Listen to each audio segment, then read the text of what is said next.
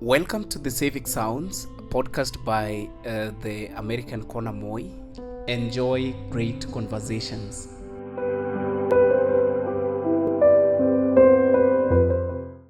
Alright, my name is Kevin Apodo, and this is the Civic Sounds, a podcast by American Corner Moi. So today, I want to take a minute to talk about something that is trending among the Kenyan youth or the Kenyan electorate. Niko Kadi, Tuko Kadi, Uko Kadi. So I know currently the youth are mobilizing themselves to be able to register in numbers to become voters come next year, that is 2027. An initiative that I personally vouch for, I personally support, because I believe that voting is your democratic right.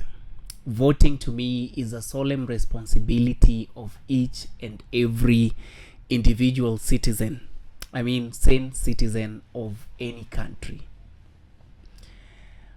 Having said that, I see something dangerously cropping from that particular initiative.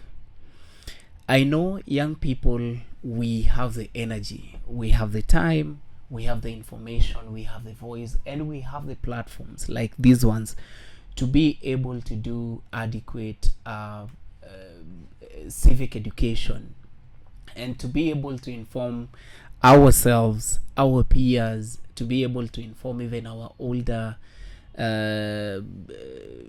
members of the society on what is best for the country, especially right now.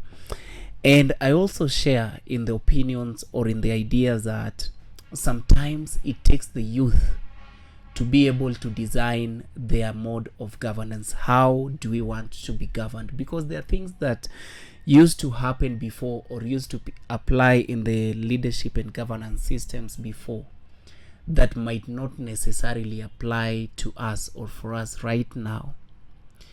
That is a great cause. But the danger is we are not united as young people. So today, allow me to talk about emotional intelligence, even as we push for better leadership and governance system.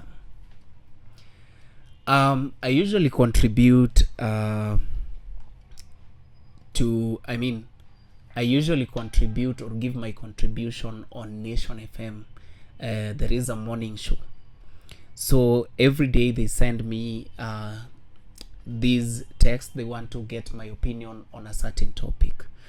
So yesterday, the topic they wanted to hear my opinion on is whether, if let's say I have a partner and my partner is supporting a different political candidate or political party to what I am supporting, they were asking, is that a valid reason for us to be able to break up?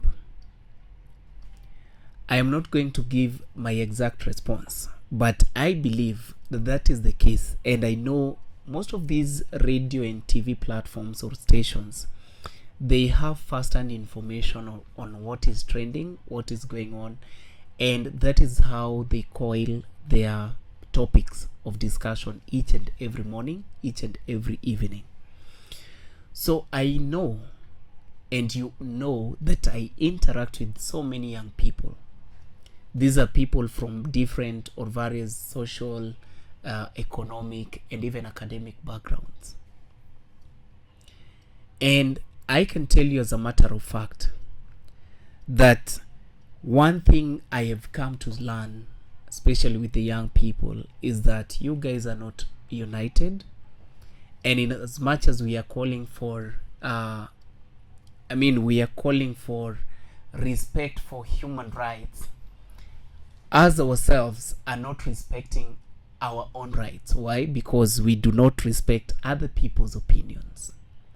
We have refused to allow other people to think for themselves and by themselves who is the right candidate for me to elect come next year.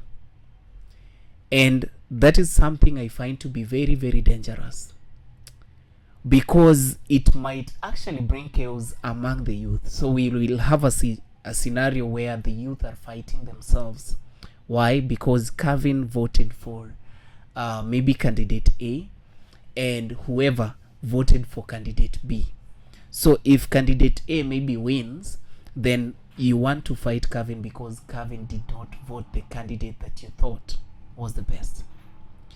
So I just want to urge us as young people that even as we continue with the civic education and creating all this awareness as to why, we need to vote candidate B, or we need to be registered voters and all that, let us respect other people's choices. Let us respect their opinion and their choices when it comes to electing or selecting the right leaders that they feel is right. Ours, I think, is just to negotiate or just to argue based on facts. If I'm convincing you that candidate A is better than B, what are the facts? And do these facts align to what we are trying to achieve as a generation and as a country, So before you say Kevin as a leader is bad because of A, B, C, D, ask yourself, is Kevin bad because of his tribe? Is Kevin bad because of his gender? Is Kevin bad because of maybe his educational background or something of that sort? So that is something that I find to be very, very critical. And just to urge young people that going into the 2027 election, emotional intelligence is going to be very, very key. And let me tell you something interesting. Anyone who is 18 years of age, and I'm saying this with respect to the digital footprints that we have as young people and as a generation. Currently, we have like almost everyone who is 18 years of age using social media. So as a digital platform user, you know that we have digital footprints, whether it's on Facebook, whether it's on ChatGPT, whether it's on X, Instagram, TikTok, whichever platform that you're using to post anything online. Just know that as long as you're 18 years of age, any form of incitement going into the next year's election qualifies you to be charged in any court of law. So I want us to be vigilant, of course, with the sentiments that we're going to be using between now and 2027, even the insults. If the insult you're directing at a fellow youth is something that the courts are able to justify as an insult, or something they are able to justify that is worth charging you for or with, then just get to understand that it will be you versus you. It won't be you versus us. It won't be us for you or you for us. So I just wanted to echo the fact that we need to be vigilant, even as we do what we need to do and what we have to do. Let us not insult each other. Let us remain united going into the election, and let us argue on the basis of facts. Let us know, what are we calling for? What exactly are we looking to achieve or seeking to achieve? So that is my call to action. And as I said, my name is Kevin Apodo, and I wish you a peaceful coexistence. Thank you.